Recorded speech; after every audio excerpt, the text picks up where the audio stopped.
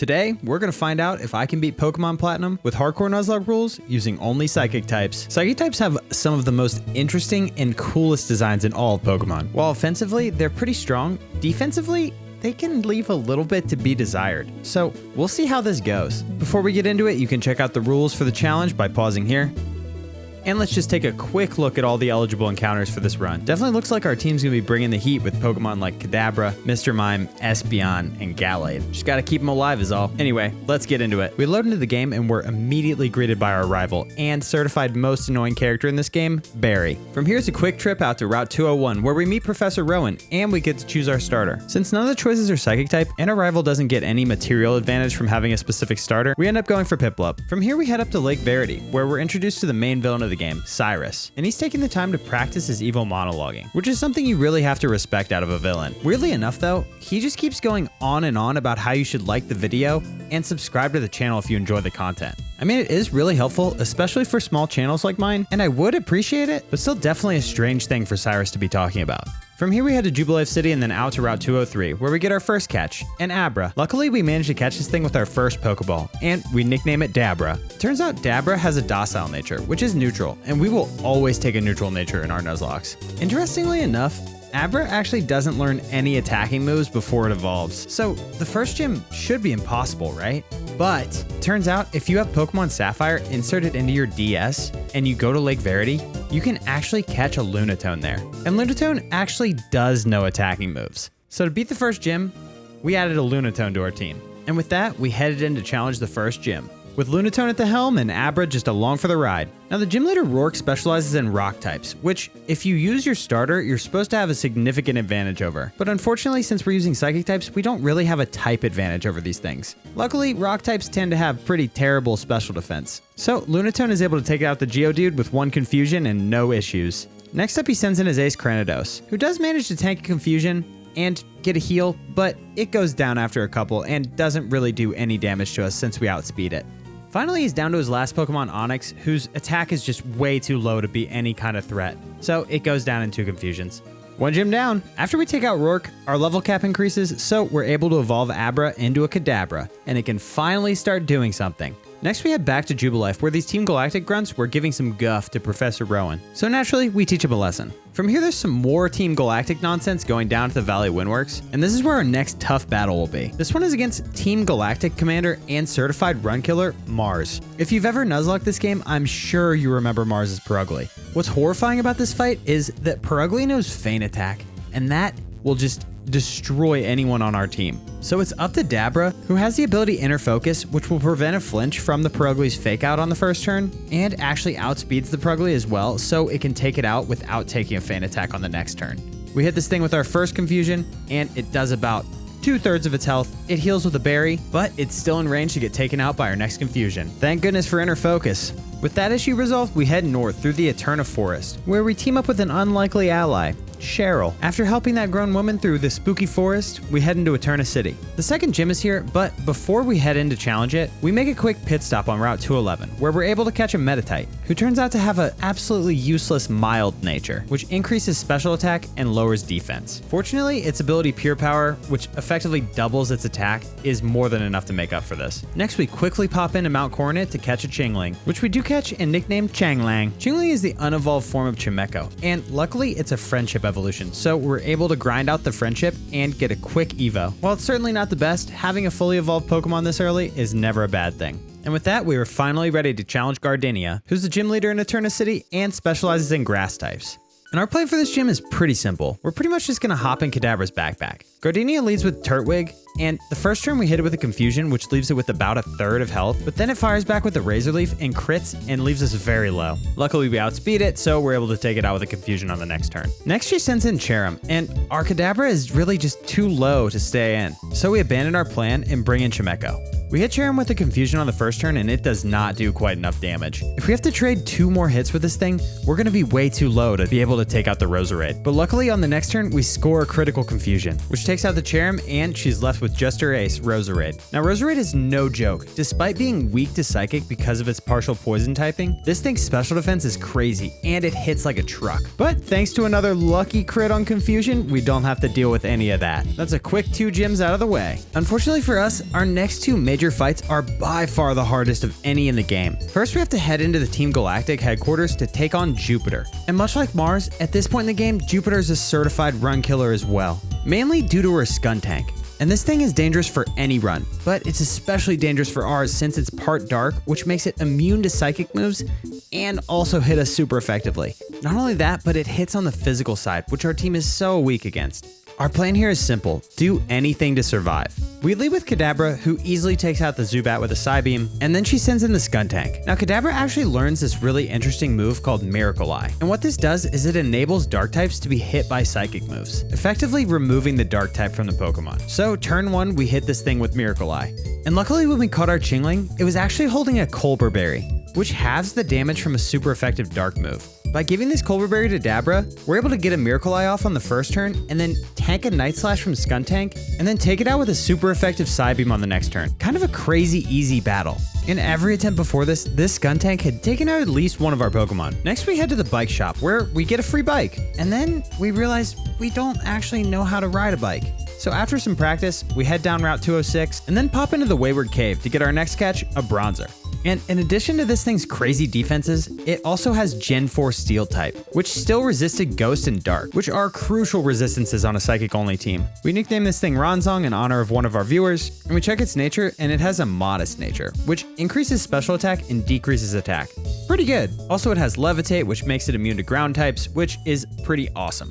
Next, we head through the southern part of Mount Coronet and then into Hearthome City, where we get an Eevee from BB. We name it Peendog in honor of another viewer, then check its nature, which turns out to be a quiet nature, which increases its special attack and decreases its speed, making it an awesome nature for a future Espeon. The last thing we do before taking on the gym is head back to Route 208, where we catch a Ralts. And this Ralts turns out to be a male, which is awesome because that means we can evolve it into a Gallade, which is super strong on this team. We nickname this thing Schmaltz and check its nature, which turns out to be serious, which is neutral and thereby great. Then we evolve it into a Kirlia. Finally, it's time to go retrieve Fantina from the pageant hall, then take a walk through the spookiest gym of all time and challenge Fantina, who will be by far the hardest gym leader for us to take on. She specializes in ghost types, which, as you probably know, hit psychic types super effectively. And her ace Miss Magus is an absolute tank, super fast, and hits so hard. Beautiful as she may be, she's an absolute killer. We start off by leading with Lunatone against her Duskull. Our strategy here is to take out the Duskull by taking as little damage as possible and then going for a Hypnosis on the Miss Magus. Putting this thing to sleep is about the only chance that we have, especially because it knows Shadow Ball, which is the strongest ghost type move in the game. Thankfully, the Shadow Ball doesn't crit and we land the Hypnosis. From here, we swap in Kadabra and then go for a substitute. This enables us to safely start racking up some damage on the Miss Magus without it being able to wake up and just take us out with a random Shadow Ball. We end up getting to hit it with a couple Psybeams, which gets some really good damage on it and takes it into berry range. Thankfully, the berry takes it out of the red, so Fantina doesn't go for a heal the next turn. It wakes up, hits our substitute with a Shadow Ball, and we're able to finish it off with a Psybeam. While you may have not seen it, this thing killed 5 of our runs on its own. That one Pokemon. So I'm pretty stoked to get out of here without losing a Pokemon. Next, she sends in her Haunter, who obviously goes down to a Psybeam because it's part Poison type, and that's the hardest gym out of the way. I know it looked easy because I just showed the one that I won, but let me tell you, that was some crazy good RNG. After the gym, we evolve Eevee into an Espeon. We didn't evolve it before the gym because it actually doesn't learn a Psychic move until something like level 36, so it wouldn't have been very useful in there. Then we head east to Route 209. On our way out, we actually get stopped by Barry and challenged to a battle. And this is our first rival fight with our Psychic team. He leads with a Staravia, who actually has a really annoying double team Endeavor setup, but luckily we get a crit on a Psybeam, which takes it out in one hit. Not sure if the crit really mattered there, but we're still happy about it nonetheless. Next up, he sends in his Weasel, and this thing also goes down to one Psybeam. But this time, Grottle comes in and actually takes a Psybeam, but then goes down to the second one. Not too dangerous at all. And then Ponyta also goes down to a Psybeam. Kadabra's pretty strong, huh? Next, we head through Solaceon Town and into the Solaceon Ruins, where we get our next kind of catch, an unknown. Good to have a backup, I guess. We nickname it Garbage and see that it has an adamant nature, which is just about the worst nature you could possibly get on an unknown. From here we head through Route 215 and into Veilstone City. And without too much more delay, we're able to head in and challenge the third gym. The gym leader here, Maylene, specializes in fighting types, which are all weak to Psychic, so this should be pretty easy. Because we have such an advantage, we actually lead with Chimecho because we just want to not risk any of our really strong Pokemon. She leads with Monotype, which is a little bit of a problem because it does resist our Psychic moves, and it gets a Rock Tomb on us, which lowers our speed, but our second Confusion takes it out. Next up, she sends in Machoke, who we outspeed still somehow with the speed down, and it just barely holds on through a Confusion, so we get another Rock Tomb speed drop. Of course, we clean it up on the next turn with another Confusion, and thankfully it goes for a Focus Energy for some reason, so we don't take any more damage. Finally, she sends in her Ace Lucario, and we know we're a little bit low, so we go for a Yawn. Luckily, we're able to tank the Metal Claw with Chimecho, no problem, and swap in Monotype. It also takes a Metal Claw, leaving it at about half HP, but now at this point, the Lucario is asleep. So we decide to go for a super effective high jump kick, which is enough to take it out. 4 down, 4 to go. And now with the level cap raised, we're able to evolve our Bronzer into a Bronzong. And with this evolution, this thing becomes an absolute mega tank. Then we work our way south out of Veilstone to Valor Lakefront, where we're able to catch another member of our team, Girafarig. Girafarig is both a normal type and a psychic type, which gives it a ghost immunity, which is pretty clutch. We nickname this thing Long Neck for obvious reasons, and check its nature, which turns out to be Hasty, which increases speed for lowering defense, which is pretty good on a middle speed Pokemon like Girafarig. At this point, it was time to evolve Meditite, and it gets a huge power boost by evolving to Medicham. We work our way around the lake and then into Pastoria City. Before we challenge the gym, we're able to sneak over to Route 212 to grab a Dawnstone. And this allows us to evolve our Kirlia into a Gallade. And this thing just went from completely unusable to completely OP. As we go into challenge the gym, of course Barry ambushes us. And we take this opportunity to see what this Gallade can really do. We hit Staravia with a Thunder Punch, but unfortunately due to the Intimidate attack drop, it's not quite enough to take it out. But the next turn we just clean it up with another Thunder Punch, and then he sends in Ponyta. Again, because of Intimidate, it takes 2 Psycho Cuts instead of 1 to take it out, but not a big deal. Next up is his Grottle, who's tanky enough to take 3 Ice Punches, but he only gets 1 Razor Leaf off on us, and it doesn't really do too much damage. And finally, we clean up the Buizel with a Thunder Punch. A little bit underwhelming, but it was really the Intimidate just keeping us down, I think. Finally, it's time to head into the wettest gym in Pokemon history to challenge the soggiest gym leader in all of Sinnoh, Crasher Wake, and his Water-type team. And I don't know what this guy is wearing on his face, but it looks disgusting. He leads with a Gyarados, who gets another Intimidate off on our Gallade, which allows it to live through one of our Thunder Punches. This thing hits hard, so this could be dangerous. It hits us with a Waterfall, and luckily it doesn't do too much damage. Next turn Wake heals, but that doesn't matter too much. We already have a Thunder Punch ready to go, and we clean it up on the next turn with a final Thunder Punch. Next he sends in his Ace Floatzel, which is a little early. We're concerned because it does outspeed us and have Crunch, so we swap into Bronzong, who ends up getting his defense dropped by the first Crunch. So we go for an Iron Defense and have to tank a couple hits, but then we take it out with a crit Extra Sensory. Next he's down to just his derpy Quagsire, and we're able to take it out in 2 turns with Extra Sensory. Crasher Wake, more like, Crushed Wake. After the gym, Wake enlists our help in stopping some Team Galactic nonsense that's happening at the Great Marsh, and somehow Barry gets wind of it. Luckily he doesn't tag along with us, but we do have to chase this Team Galactic grunt all the way across the country. We follow him through something like 6 locations, and then finally he just battles us. Of course it's not a big deal, and we just dispatch him. Then we have another run-in with Cynthia, and she sends us on some random errand to give this potion to these Psyducks who are having a headache or something. And this is frustrating because right after we give the Psyducks the potion and cure their headaches, Cynthia just shows up. Like, she could have done this herself. And this isn't the last time she's gonna pull something like this. Next we head into Route 210, which has one of the most frustrating mechanics ever, Fog, and then arrive at Celestic Town. And this is the home of Cynthia's grandma, who we've been sent on a mission to give something to. We give her the thing and then that's mission accomplished, I guess. But Cyrus is there and he challenges us to a battle. Not too challenging to take him out, but then Cynthia is literally waiting outside of the cave for us. Like, why didn't you just give your grandma your thing? I don't know what her deal is. Anyway, we head over to Route 218 and use our newfound ability to surf to go catch a Mr. Mime. Now you may think this thing is a meme, but it's actually really fast and hits super hard. It's got comparable special attack to Espeon. We nickname it Slime, and then check its nature, which turns out to be a lonely nature, which is broadly irrelevant, so we head into Canalave City, where we have another epic rival battle on this bridge. This time, Barry's team is a little bit more juiced up. He leads with this Staraptor, who we're a little bit afraid of, so we don't bring out any of our big hitters, and we just lead with Bronzong, who's able to take it out without taking too much damage with a couple extra sensories. Next up is his Rapidash, who I don't think actually has a fire move at this point, so we stay in and take it out with a couple extra sensories as well. His next mon is a Pokemon that is and will continue to be very scary for the rest of the game, his Heracross. It hits us with a Brick Break, which does a pretty decent chunk of damage. Then we fire back with an extra sensory, which is not quite enough to take it out. At least our team resists all its fighting moves at this point, so we swap in Gallade, who tanks the Brick Break and then takes it out with a Psycho Cut on the next turn. Next up is his ace Torterra, who just happens to be 4 times weak to our Ice Punch.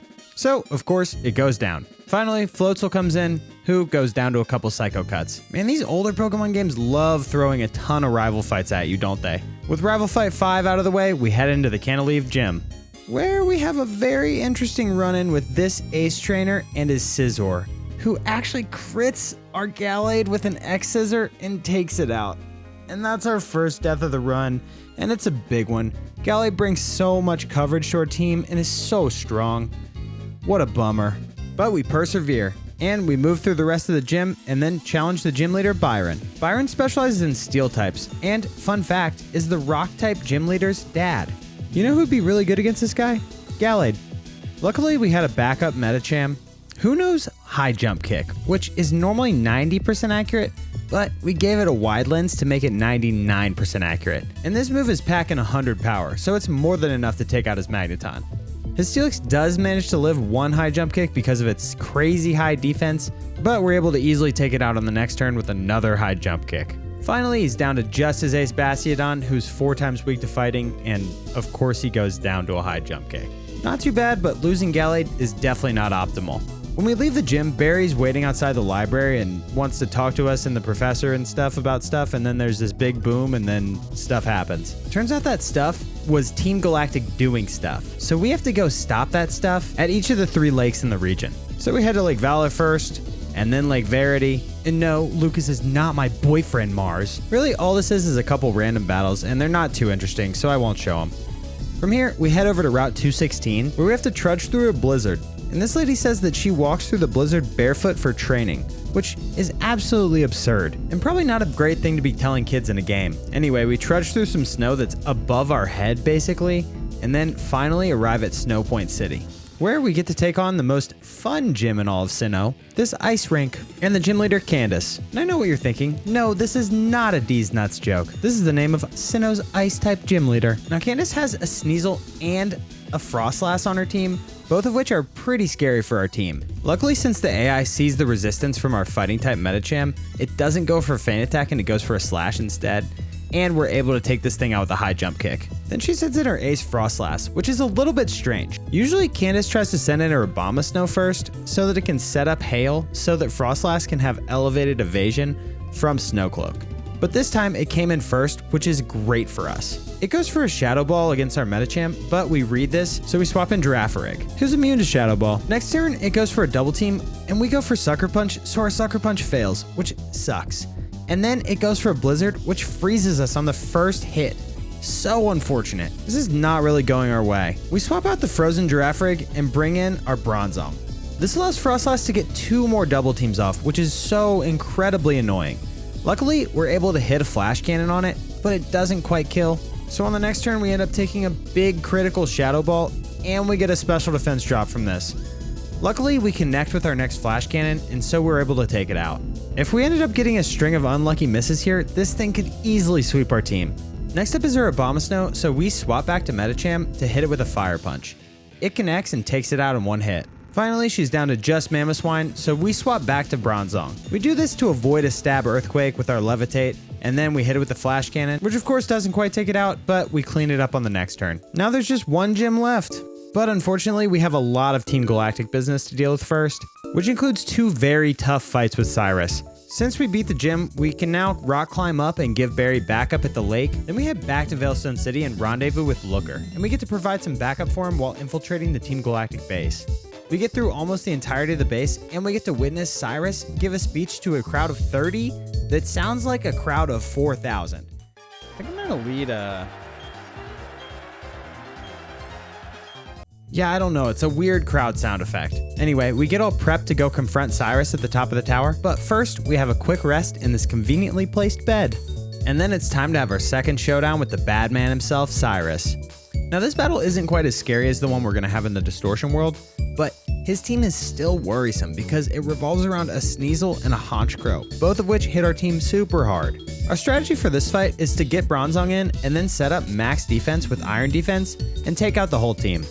And if that fails, we have no backup plan. So hopefully it doesn't fail. Luckily, we do manage to max out our defense without anything catastrophic like a freeze happening.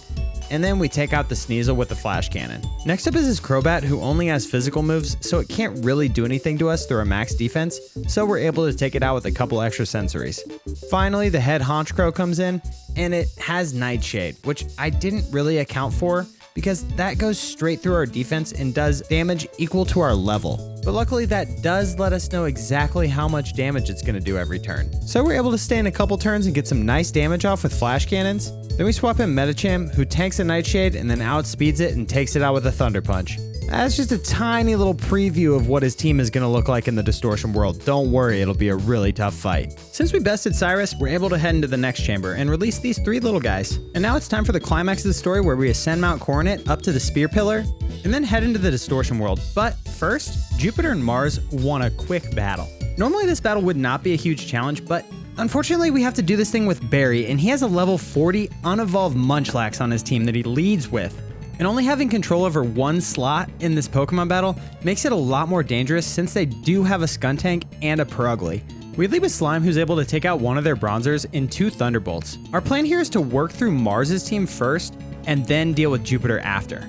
Mainly because Jupiter has that pesky Skuntank on her team. The next turn Mars sends in a Golbat, which we outspeed and take out with a Thunderbolt as well. And then Purugly comes in. We are locked into Thunderbolt since we did give Slime choice specs before this fight, but it does a pretty decent chunk of damage and makes it so we'll be able to take it out next turn, guaranteed. And we do just that with another Thunderbolt. Now it's time to start working on Jupiter's team. But before we do that, we actually take out the Munchlax with a couple Thunderbolts to get a better ally in. We really don't want to risk anything with this Skuntank. Barry's next Pokemon is a Rapidash, which is pretty useful and takes out the Bronzer with a Fire Blast on the next turn. Next up is the Skuntank, which Rapidash actually uses Will-O-Wisp and gets a pretty clutch burn on it. So Night Slash is a lot less scary, but it does know Flamethrower, which does a pretty decent chunk of damage to our Bronzong, but not too big of a deal. We hit it with a Flash Cannon, which does a decent chunk of damage to it. We swap to Espeon to tank the Flamethrower and then back to Bronzong, and Rapidash outspeeds it and takes it out with one final stomp. Finally, there's just the Golbat, who goes down to a Flash Cannon and a Fire Blast. Unfortunately, we showed up a little bit too late to this spooky tea party, and we're unable to stop Cyrus from opening this rift to the Distortion world, I guess. And so, Cynthia and I head into the Distortion world to stop him. And in the Distortion world, we get to do such fun things as walking on walls, riding elevators, and my personal favorite, solving strength puzzles. Some truly innovative and compelling gameplay coming out of Game Freak. Of course, this is all leading up to probably the toughest battle other than Fantina in the game, the final battle against Cyrus. And this battle is crazy because his team consists of 3 super strong dark types, a Crobat, and a Gyarados. Let me tell you, we spent a ton of time prepping for this fight. He leads with Houndoom, and so we lead with Medicham to take it out with a super effective Drain Punch, which we do, and take it out on the first turn. Luckily, this baits the Honchkrow, and we're able to take it out with a Thunder Punch on the next turn. If we did not get this Medicham Honchkrow matchup this early, we would not be able to swap in safely against it with anything. So this is a great outcome for us. Next he sends in Crobat, so we pivot to Bronzong, and it actually goes for a Toxic, which Bronzong is completely immune to, which is a clutch outcome. Of course, the next turn it goes for the Bane of My Existence, Confuse Ray, but we get relatively lucky and we're able to land 3 extra sensories in a row through Confusion. And on the final turn, we snap out of the Confusion and we take it out with 1 final extra sensory. Next up, he sends in Gyarados, and this is our only remaining sketchy switch. We bring in Mr. Mime, and he hits us with a Waterfall, and we just barely live it, which is so clutch, and on the next turn, we take it out with a Thunderbolt. Finally, he's just down to his Weavile, so we swap back to Bronzong. Its first turn in, of course, it uses Fake Out, and then we load up a super effective Flash Cannon.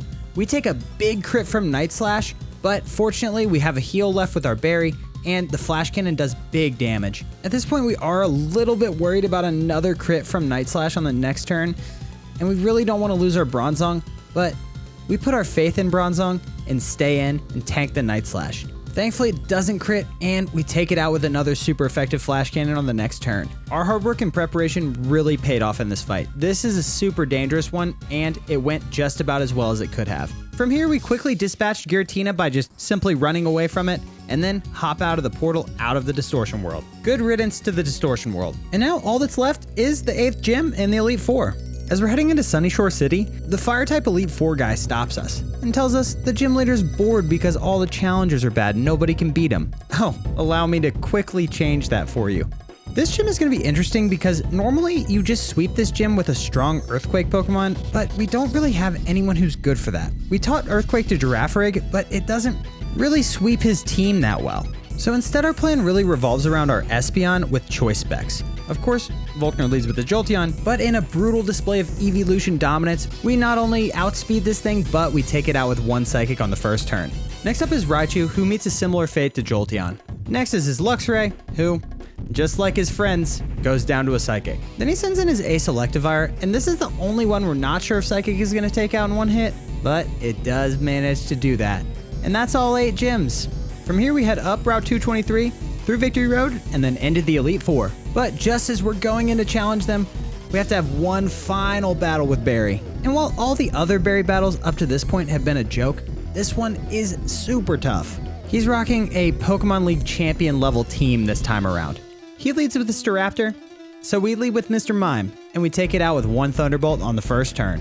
Next up he sends in Heracross, who's part fighting, so a Psychic is more than enough to take it out. That's one very dangerous Mon down off his team. Next up he sends in Floatzel because it does no crunch, but our speedy little Mr. Mime outspeeds it and hits it with a Thunderbolt and takes it out on one turn.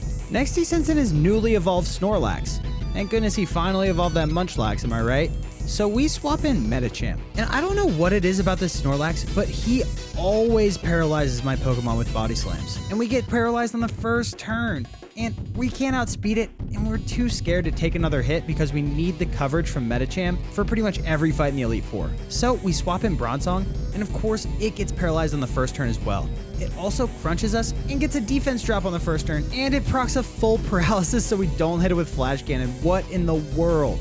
He procs our berry, and at this point we are really worried because we're down on defense and we don't have any healing left. So we go for an Iron Defense to make sure that we can just stay in for a little bit longer. The next turn, we want to make sure that we can stay in, so we go for another Iron Defense. The Snorlax isn't doing too much damage through our elevated defense, but every turn we stay in, we do risk a very dangerous crit, which will probably take out Bronzong at this point. So we decide to go for Hypnosis. First turn we use it, of course our Hypnosis misses. You've never hit the first Hypnosis ever. The second turn, we miss the second Hypnosis. You know, when the first Hypnosis misses, you always miss the second one. Third turn, we get a full paralysis. And then the fourth turn, we finally put this thing to sleep with Hypnosis. We're down to 48 HP at this point, and it is not looking good. Barry stays in for one turn of sleep here, so we're able to get some damage off with Flash Cannon. But then on the next turn, he makes a weird swap to Rapidash, and this resets the sleep turn counter, which is actually really clutch for us because we're in a terrible position at this point. We hit it with a Flash Cannon, which of course doesn't do too much damage because fire resists steel, but we're really happy to see this Rapidash. This gives us the opportunity to bring in our choice specs Espeon, and we even get a miss on the first Fire Blast. We take this Rapidash out with a Psychic on the next turn, and then he brings out his sleeping Snorlax again. We hit it with a big damage Psychic, which isn't quite enough to take it out, but we know that we're for sure going to take it out on the next turn, especially because it didn't wake up. Now he's down to just his ace, Torterra. We do end up going for a little bit of a Hail Mary Psychic on this thing, and we get a lucky crit, and it takes it out in one hit. The luck kind of balanced out towards the end of that battle. And with Barry easily dispatched, it's time to head into the Elite Four. We lead off against a trainer who is normally very easy in a typical run, but for our team is extremely challenging. The Bug-type trainer, Aaron. He leads with his Yanmega, who we are fortunately faster than with Mr. Mime, and we're able to take it out with one Thunderbolt. No flying type is any match for this Mr. Mime at this point. Next up is Scizor, and we really want to get revenge for our Gallade. So we swap in our Medicham, and it tanks an X-Scissor and takes more damage than you would think. And then we fire back with a Fire Punch, which takes it out in one hit, more than enough because it's 4 times effective. Next up, he sends in Drapion, so we swap in Bronzong because we can't take that damage. It knows Aerial Ace, it would have done a ton of damage to Medicham.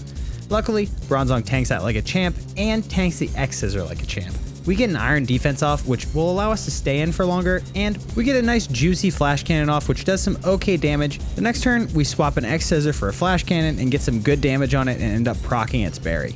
It does land a critical on us and get some good damage with its X-Scissor on this turn, but our Flash Cannon is more than enough to take it out. Next up is his Heracross, and this is the other mon that we're the most worried about. We think with our elevated defense we should be able to tank a Night Slash, and we do, even through a crit, and we get some good damage on it with Extra Sensory. It's not quite enough to take it out, but we do remember that we gave the Focus Sash to Kadabra before this battle, for this very moment right here. So we swap to Kadabra, who tanks a Mega Horn thanks to Focus Sash, and on the next turn it outspeeds it and takes it out with a Psychic. Finally, he's down to just his Vespiquen, and this thing hits hard, so we don't really have any good switches into this. And at this point, we make the hard decision that we probably need to sack Kadabra. So we say our goodbyes to our first Pokemon and click the Psychic button. And it crits, and Kadabra is saved. It lives to fight another day. From here, we move on up the next elevator and into Bertha's chamber. Bertha specializes in ground types, which we don't really have any sort of notable matchup with, but luckily, the second gym leader, Gardenia, gave us the Grass Knot TM, which Espeon is able to learn before this battle. Grass Knot is a move that does more damage based off of how heavy the Pokemon is, and let me tell you, Bertha's team has some girthy boys on it. So we give Espeon the choice specs and tell her good luck. We hit the lead Whiscash with a 4 times effective Grass Knot, which is more than enough to take it out. Then Bertha sends in Hippowdon. Now Hippowdon weighs in at exactly 300 kilograms, which puts Grass Knot at 120 power, so it is obviously more than enough to take it out. Next up is her Ace Rhyperior, who weighs less than Hippowdon at 282 kilograms, but it's 4 times weak to Grass Knot, so it also goes down in one hit. Her second to last Pokemon is actually Gliscor, who's part flying, so it resists Grass Knot and isn't really that heavy, so we end up swapping in Bronzong. This swap was mainly to use Levitate to be immune to its Earthquake and bait a different move out so that we can swap in Medicham. We make our swap and then we tank a Fire Fang. Luckily we don't get burned, which was the only way that could have possibly gone wrong. And then the next turn we take this thing out with a 4 times effective Ice Punch. Next up she sends in Golem, so we pull a similar Levitate pivot, using Bronzong's Levitate to be immune to Earthquake, to get back in Espeon.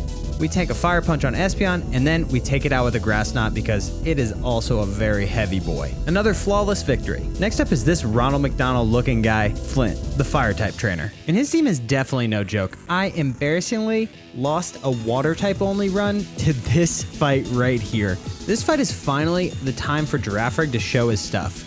We lead with Giraffrig against his Houndoom, and we take this thing out with the first Earthquake. Next up is his Flareon, who should go down to this Earthquake because it has pretty low physical defense relative to its special defense, but unfortunately it manages to hang on and then hit us with an Overheat on the next turn and do some really big damage to our Giraffrig. Flint does use a full restore on the next turn, but 2 Earthquakes is enough to take this Flareon out. Next up is his Rapidash, who we're pretty sure this Earthquake is gonna kill. But unfortunately, it also lives with a pretty epic low roll from our Giraffrig, and it takes it out with a Flare Blitz. At least it does manage to feint itself with the recoil from Flare Blitz, but still just not great. Rip Giraffrig. Next up we bring in Espeon because we are expecting the Infernape, which does come in. We hit it with a Psychic, which is more than enough to take it out in one hit, and then he sends in his Ace Magmortar. We hit this thing with a Psychic, and it just barely hangs on, and it heals with a berry, which thankfully takes it out of its heal range, but for some reason it goes for a Solar Beam, just completely throwing the battle, and we take it out with a second Psychic. Certainly not the best outcome, but this is now officially the furthest I've ever made it in Platinum in a Nuzlocke. Our last Elite Four matchup puts us against Lucian, who is the Psychic type trainer. Now one good thing for this battle is, a lot of Psychic types learn a lot of Ghost moves, so we taught Shadow Ball to Espeon and handed it the choice specs and said, good luck. Lucian leads with Mr. Mime, which we outspeed with Espeon and take out with 1 Shadow Ball. Next up is his Espeon, who also has Shadow Ball, so it's a little bit dangerous if we don't manage to take it out, but we do, so not a big deal. Next up is this Alakazam, who we thought was a Kadabra, so we were pretty sure we were gonna outspeed it, but we don't, and it hits us with a critical energy ball, which does big damage. Luckily, one Shadow Ball is more than enough to take it out. This does put us in a pretty interesting spot against this Bronzong, because we did actually need to hit this thing twice based off our calculations to take it out, so of course we were gonna have to trade some damage for that. That's a little bit sketchy at this point because of the damage that Espeon's already taken, so we do end up swapping in Medicham to clean it up. Interestingly, it might not have seen a kill because it does end up going for a Calm Mind on the turn that we swap. Not complaining, but just a little bit of a weird behavior. The next turn, we smack it with a high jump kick, and then it actually goes for another Calm Mind, which is great for us because it allows us to take it out with another high jump kick on the next turn. Finally, he's down to just his Ace Gallade, and this thing hits too hard to risk keeping Medicham in, so we swap the Bronzong. And at this point, we had taught Bronzong Toxic, so we hit it with a Toxic on the first turn that we're in, and then we proceed to set up Iron Defense and stall it out. Once we get our defense maxed, we're in a pretty good spot, and we think we can take it out with a Flash Cannon on the next turn, but it lands a critical Drain Punch on us, which leaves Bronzong with just 2 health. What a clutch play by Bronzong. We hit it with a Flash Cannon, and it gets low enough that we know it's gonna go down to Toxic on the next turn. But unfortunately, Bronzong, of course, is too low to stay in, so we make a swap, and we bring in Medicham. But unfortunately, the Toxic damage is not quite enough to take it out, and now it's in full restore range. And the next turn, Lucian heals it. We hit it with an Ice Punch hoping for a freeze. That of course doesn't happen, that's a low % chance. We know this thing is gonna go for a Psycho Cut, which has a high crit rate, but we just have to stay in and try to finish it off with another 2 Ice Punches. We take the Psycho Cut, and it doesn't crit luckily, and we finally finish this thing off with an Ice Punch. What a horrible way to finish that fight. Now we're down to just the big bad girl herself, Cynthia. And if you know anything about Pokemon at all, you know Cynthia is notoriously difficult. Luckily, it's the last fight of the game, so we have a lot of flexibility to sack our Mons, as sad as that may be, but that's really powerful in this situation. She leads with her Spiritomb, which normally is one of the least dangerous members of her team, but to my team is one of the most dangerous by far. On the first turn, we set up a Light Screen with Bronzong, and then we go for a Toxic to stall this thing out. From here, it's as simple as alternating Protects and Light Screens and keeping that whole thing up, and we can set up some physical defense, which doesn't really make a difference against the Spiritomb, but it will make a difference against the rest of her team. We do manage to stall this thing out and get it into full restore range, which is actually pretty good to get this full restore out of the way early, because some of our later Mons we really don't want to get healed. And from here, we set up another Toxic on it on the next turn. From here, we end up stalling this thing out with more Protects, and we end up with the Bronzong with around 47 HP. We're not entirely sure who she's going to send in next, but she ends up sending in her Garchomp, which is awesome for us. It does no Flamethrower, but its special attack is kind of low, and we do have a Light Screen up, so we will live anything other than a crit. We managed to live it and land a Toxic on it. So far, the Bronzong is overperforming expectations by far. We decide to risk it and go for the coin flip and go for 2 Protects back to back, which does end up paying off because we do land the second Protect. We go for it again on the next turn, and of course we miss it, and Bronzong goes down to a Dragon Rush, which is definitely sad, but he definitely did his job. Of course, the obvious swap here is Medicham and hit it with an Ice Punch, which would be 4 times effective, but instead we bring in Mr. Mime and stall for a little bit with Protect and Substitute and take this thing out. The reason we made this swap is because Mr. Mime matches up way better with the rest of Cynthia's team than Medicham. After 1 Protect and a Substitute, the Garchomp goes down to the Toxic Poison. And then Cynthia sends in her Lucario, which we hit with a Psychic, and then we end up actually tanking a Stone Edge without going down, which is pretty impressive from Mr. Mime. Unfortunately, this thing does have extreme speed, and so it's enough with the priority to take us out. And that's half our team down and not half of her team down. We're starting to get a little bit worried here. But we do persevere and push forward and swap in Espeon, who outspeeds Lucario and takes it out on the next turn with the Psychic. Next up, she sends in her Melodic, who probably would go down to Grass Knot, but we do have the choice specs on, so we are locked into Psychic here. And one really big problem is this Melodic knows Mirror Coat. And if it goes for it, it's definitely going to take out this Espeon if we don't kill with this Psychic, which we don't. And of course it does go for Mirror Coat. I feel like the AI might have cheated there. But anyway, we do sadly have to say goodbye to Espeon You did this well, friend. And we send in Kadabra to clean this thing up. We do go for a little cheeky substitute because we think maybe it's going to use another Mirror Coat, but it does go for a Surf on this turn instead. Another piece of evidence to the AI cheating. So unfortunately, the substitute is pretty ineffective, but we are able to take it out on the next turn with a Psychic. And now it's just 2v2. Next up, Roserade comes in. And we're pretty happy to see Roserade because we do have a super effective Psychic on it, which is more than enough to take it out. And then finally, she sends in her last Pokemon, Togekiss. We go for a Psychic knowing it's probably not going to kill, but we just want to take as much damage on this as we possibly can. She hits us with an Air Slash, which also doesn't kill Kadabra surprisingly, and we're able to get more really good damage off with our next Psychic. The next turn, she goes for a full restore, which I did not think she had 2 full restores. That's pretty crazy that she didn't heal her Garchomp earlier. No matter though, we're able to get 2 more turns of Psychic off on it and put it back into the position it was in before the heal. Unfortunately, it hits us with a Shockwave, which is enough to take out our Kadabra. First Mon in, last Mon out. Now we bring in Medicham to finish it off with an Ice Punch, which it does, and we are officially the Pokemon champion of Sinnoh. This was my first time challenging Cynthia and my first Nuzlocke win on Platinum. And let me tell you, she is just as hard as she's cracked up to be. This run was so much more difficult than I thought it was going to be. I really thought Psychic types would be super overpowered and just carry us to the finish line, but we really struggled with a lot of points in this game. I had a great time nonetheless, and I'm really glad that you watched the video. And as always, if you made it to this point in the video, I'm assuming you liked it, so throw me a like, you know? It really helps me out. And you probably already are subscribed to the channel, but if you're not, it does really help me out, and I would greatly appreciate it. And that's it for me today. Till next time, friends.